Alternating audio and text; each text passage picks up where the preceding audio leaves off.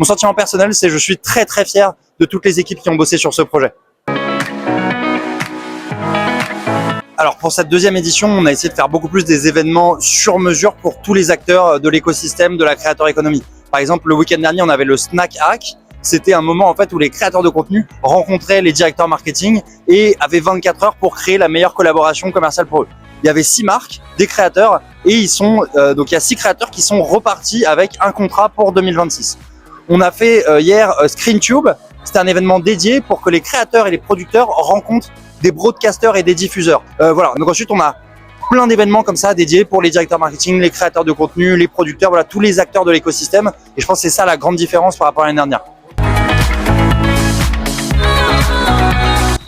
Moi, je pensais à tort qu'en fait, monter un événement de 500 personnes ou 4000 personnes, c'était la même chose. Donc pour être exact, l'année dernière, on était 2000 et là, cette année, on est plus de 4000. Et je pensais que c'était la même chose en fait. Et en fait, non. Il y a des choses qui sont pas scalables, notamment le fait que cette année, on est 12 événements satellites. Donc voilà, c'est plein de gestion en parallèle. Là, il est en train de se passer plusieurs événements en même temps. Il y a des grosses productions aussi. Ce soir, on a le Diff Live Challenge.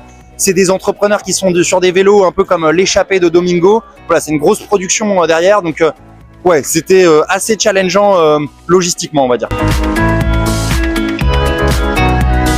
Je pense qu'il y a pas mal d'enjeux. Le premier, et c'est ce qui est sorti un peu des chiffres de l'étude qu'on a montré hier, c'est l'émergence des micros et des nano-créateurs. C'est-à-dire qu'aujourd'hui, dans la création de contenu, il n'y a plus besoin de faire des millions de vues pour gagner beaucoup d'argent. Il y a juste besoin de toucher la bonne audience.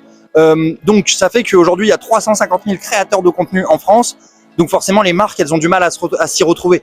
Comment je trouve un créateur qui est pertinent, qui est pas shady, qui correspond à mes valeurs. Donc voilà, c'est aussi un événement avant tout de networking, de rencontres.